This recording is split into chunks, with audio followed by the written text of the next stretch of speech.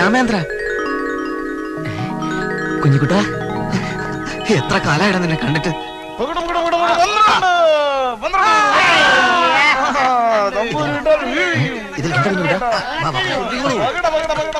എന്താ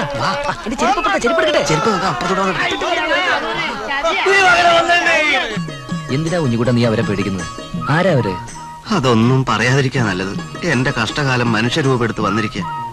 അതൊക്കെ പോട്ടെ, നീ നാട്ടിൽ വന്നാൽ ആദ്യം എന്നെ കാണാൻ വരുമെന്നാ കരുതിയത്. ആ, ഞാനൊരു നാട്ടും പുറത്തുകാരൻ, എന്നെ എന്ത് കാണാൻ? അതും പറഞ്ഞ എന്റെ മനസ്സ് വിഷമിപ്പിക്കരുത് കുഞ്ഞിക്കുട്ട. വന്നിറങ്ങിയത് പോലും നിന്നെ കുറിച്ച് മാത്രമേ ഞാൻ അന്വേഷിച്ചിട്ടുള്ളൂ. തോണിക്കാരൻ അസൈനാര്, ചായക്കടക്കാരൻ വാസു, എന്തിനാ ഞൊണ്ടി കുഞ്ഞാപ്പനോട് പോലും.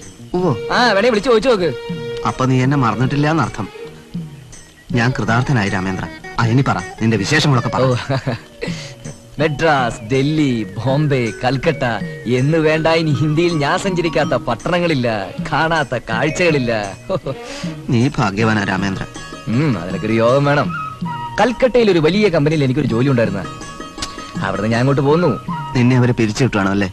എങ്ങനെ എന്നെ പിരിച്ചുവിടാനോ? അസംഭവമായ കാര്യങ്ങൾ പറയാതിരിക്കൂ. Don't ask foolish questions like this mister Kunjikuttan.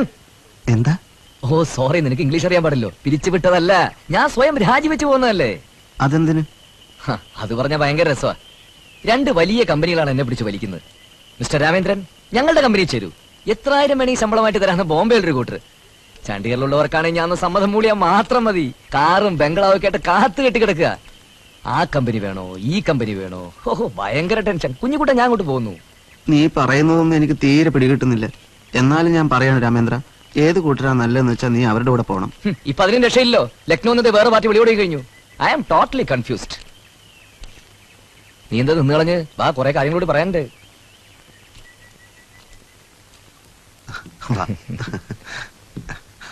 നമസ്കാരം. ഞാൻ മാരാത്തയാ, രാമേന്ദ്രന്റെ പേര്. പട്ടണത്തില് വലിയ ഉദ്യോഗമാണ് കമ്പനിയില്. എന്ന് വന്നു താൻ? ഇന്നലെ എത്തിയതേ ഉള്ളൂ. എന്നാ ചെല്ല്, വടക്കോർത്ത് പോയി വല്ലോ മേടിച്ച് കഴിച്ചിട്ട് പോയാ മതി. അല്ല കുഞ്ഞൂട്ടാ, എവിടെ അവര് രണ്ടുപേരും? കണ്ടില്ല, അമ്പലത്തിൽ നിന്ന് പുറത്തിറങ്ങിയപ്പോ അവരെ കാണാത്തോണ്ട് ഞങ്ങളിങ്ങനെ പോന്നതാ. ഇനി വരട്ടെ. ഇങ്ങനെ ആലോചിച്ചാൽ യുവമാരെ കൊണ്ട് എന്താ ഒരു ഉപകാരം? വരാം.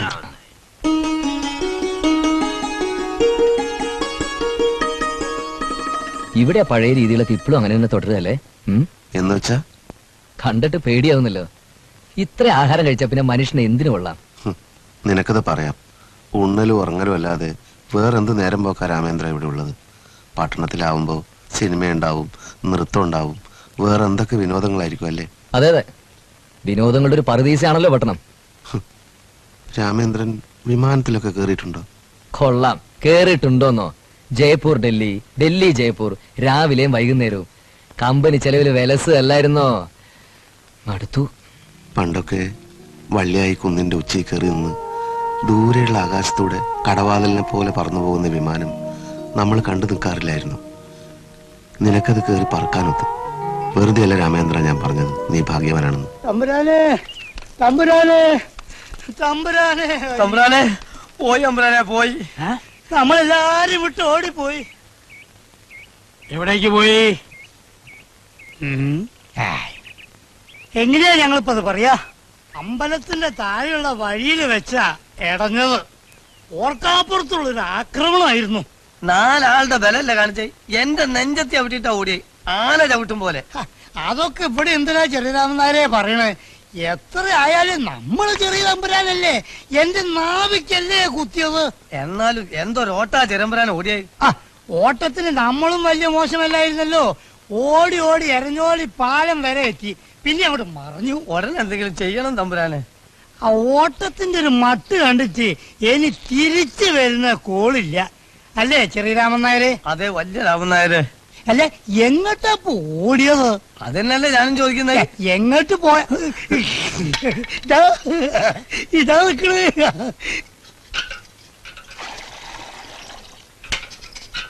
തിരിച്ചെടുത്ത് എന്താ ഒന്നും പറയാത്തത്? ഞാൻ എന്തു പറയാനാ? പണവും കൊണ്ടല്ലാതെ ഞാൻ തിരിച്ചു പോയിട്ട് ഒരു കാര്യമില്ലെന്നേ. ഇപ്പം ബിസിനസ്സിൽ ഇറക്കുന്ന പണം എന്ന് വെച്ചാ നാളെ എനിക്കൊരു ജീവിതം ഉണ്ടാക്കി തരുന്ന കാര്യമല്ലേ ഇത്? ഞാൻ ഏതായാലും ഇവിടെ വന്ന് സ്ഥിരതാമസവും ആക്കാൻ പോകുന്നില്ല. എല്ലാം കൊണ്ട് ഞാൻ നോക്കിയിട്ട് ഈ ഒരു വഴിയേ കാണുന്നുള്ളൂ.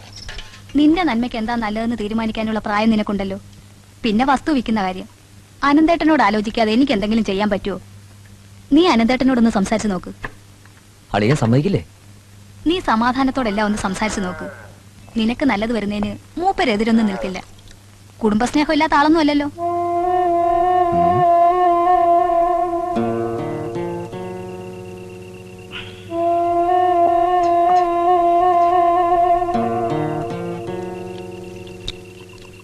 നീ കഴിക്കില്ലേ? കഴിക്കുന്നില്ലേന്ന് വെച്ചാ അളിയന്റെ മുമ്പിൽ ആ ഗ്ലാസ് തന്നെ. എന്നാലേ നീ കഴിക്കണ്ട, ചെറുതായിട്ട് കഴിച്ചാലേ കൂമ്പ് പാടും. മതി മതി മതി. അളിയന്റെ കാലിന്റെ വേദന എനിക്ക് കുറവുണ്ടല്ലോ അല്ലേ? എന്റെ കാലിന് വേദനയൊന്നും ഉണ്ടായിട്ടില്ലല്ലോ. കൈക്കായിരുന്നില്ലേ വേദന? കൈക്ക് എങ്ങനെ വേദനയൊന്നും ഉണ്ടായിരുന്നില്ലല്ലോ. ഗിരിചേട്ടത്തി ഒരിക്കൽ എഴുതിയതായിട്ട് എനിക്ക് ഓർമ്മയുണ്ടല്ലോ. അവൾ അങ്ങനെ എഴുതിയോ? കള്ള എഴുതല അവളുടെ പണി. ഇക്കണക്കിന് ഞാൻ ചത്തുന്നും പറഞ്ഞ് നിനക്ക് എഴുതുമല്ലോ ആ പിശാച്. ദൈവം സഹായിച്ച എനിക്ക് ഇതുവരെ കൈക്കും കാലിനും അല്ല ഒരു തലവേദന പോലും ഉണ്ടായിട്ടില്ല. എനിക്ക് ആകെയുള്ളൊരു വേദന. ചന്ദ്ര, നിനക്ക് പറയാനുള്ളത് പറ. അത് എനിക്ക് ഇപ്പൊ നടത്തുന്ന ബിസിനസ് ഒന്ന് ഉറച്ചു കിട്ടണമെങ്കിൽ എത്രയും പെട്ടെന്ന് കുറച്ച് പണം ഇറക്കിയേ പറ്റൂ. ഒരു 2 കൊല്ലം. ഇപ്പൊ ഇറക്കുന്നതിന്റെ ഇരട്ടിയായിട്ട് തിരിച്ചു പിടിക്കാന്ന് എനിക്ക് നല്ല ഉറപ്പാ.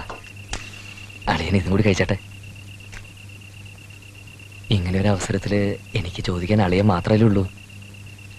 പക്ഷെ എല്ലാ കാര്യങ്ങളും അറിഞ്ഞുകൊണ്ട് ബുദ്ധിമുട്ടിക്കാന്ന് വെച്ചാ അപ്പൊ ഇനി ബുദ്ധിമുട്ടിപ്പിക്കണ്ട, പ്രശ്നം തീർന്നില്ലേ? അയ്യോ അതല്ല അളിയ, ഞാൻ ചന്ദ്ര, പുല്ലാനിപ്പാടത്തിന്റെ കരയില് 2 ഏക്കർ വസ്തു കിടപ്പുണ്ട്. അത് ഭാഗം വെച്ച് നിന്റെ ഓഹരി വിറ്റ് നിനക്ക് സിറ്റിയിൽ ബിസിനസ് ഉറപ്പിക്കണം അല്ലേ? ശ്ശോ, അത് തന്നെ ഞാനിപ്പോ പറയാൻ വന്നത്. എനിക്കറിയാം, 20 കൊല്ലായില്ലേ തൊപ്പി തലയിലേറ്റിട്ട്. നീ ആ ബാക്കി കൂടി ഒഴിച്ചേ. നീയായി, നിന്റെ കാര്യായി. നിന്റെ അച്ഛനെ അങ്ങേർക്ക് പറ്റാവുന്നിടത്തോളൊക്കെ വിറ്റ് തുലച്ചിട്ടാ അങ്ങ് പോയത്. അയ്യോ അല്ല, ഞാൻ നീ അങ്ങനെ ചെയ്യുമെന്നല്ല. ആ വസ്തു ഞാൻ തൽക്കാലം ഭാഗം വെക്കണില്ല. നിനക്ക് അവിടെ വീട് വെക്കുകയോ അതിന്റെ ആദായം എടുക്കുകയോ എന്തു വേണേലും ചെയ്തോളൂ. തൽക്കാലം ഞാൻ അത് വെക്കണില്ല. അത് തന്നെ. അരക്കുപ്പി റമ്മും കൊണ്ടുവന്ന് പോലീസുകാരനെ ഫിറ്റാക്കാൻ നോക്കുക. അയ്യേ ഛേ. നീ ഇപ്പൊ എന്താ ആലോചിക്കണെന്ന് എനിക്കറിയാം. അരക്കുപ്പി റമ്മിന്റെ കാശ് പോയിന്നല്ലേ? അത് പോയി. ഇനിയുണ്ട് നിന്റെ ഇങ്ങനത്തെ ചോന്ന കുപ്പി. വാ കഞ്ഞി കുടിക്കാം. കഞ്ഞി നിനക്ക് ഇഷ്ടാ? രാമേന്ദ്ര, ഇനി വരുമ്പോ നീ എന്നെ കോവിലകത്ത് അന്വേഷിക്കണ്ട. ഞാൻ ഏതെങ്കിലും ഭ്രാന്താശുപത്രി കാണും. കുഞ്ഞിക്കുട്ട, ഞാൻ പറയുന്നു നീ മനസ്സിലാക്ക്. എന്റെ കൂടെ വന്നിട്ട് ഒരു കാര്യമില്ല. 100 കൂട്ടം പ്രശ്നങ്ങളുമായിട്ട് ഓടി നടക്കുന്ന എനിക്ക് നിന്റെ കാര്യം നോക്കാൻ പറ്റില്ല. 8 പൊട്ടും தெரிയാത്ത നീ സിറ്റി കിടന്ന് വട്ടം കറങ്ങും. അതുമല്ല, ഞാൻ നിന്നെ കടത്തിക്കൊണ്ടുപോയി അറിഞ്ഞാ നിന്റെ അച്ഛൻ എന്റെ വീട്ടുകാരെ തല്ലിക്കൊല്ലും. അതിന് ഞാൻ നിന്റെ കൂടെ വരുന്നതെന്ന് ആരും അറിയില്ലല്ലോ രാമേന്ദ്ര. കോവില ഒരു തട പറയാ, നീ എന്നെ രക്ഷിച്ചേ പറ്റൂ. കുഞ്ഞിക്കുട്ട, ഇത്ര ആർഭാടമായിട്ട് ജീവിച്ച് ശീലിച്ച് നിന്നെ പോറ്റാൻ എനിക്ക് പറ്റുമോ? അക്കാര്യം നീ ആലോചിക്കേ വേണ്ട. എന്റെ അച്ഛന്റെ കയ്യിൽ ഇഷ്ടം പോലെ പണമുണ്ടല്ലോ. ഞാൻ ചോദിച്ചാൽ എത്ര വേണമെങ്കിലും തരും. രൂപ എന്തിനാണെന്ന് ചോദിച്ചാൽ അത് ഞാൻ എന്തെങ്കിലും പറഞ്ഞോളാം. ഇനി നീ തടസ്സം പറയല്ലേ രാമേന്ദ്ര. അല്ല, നീ രൂപ സംഘടിപ്പിക്കുകയാണെങ്കിൽ നമുക്ക് ആലോചിക്കാം. സംഘടിപ്പിക്കും, എങ്ങനെ സംഘടിപ്പിച്ചിരിക്കും.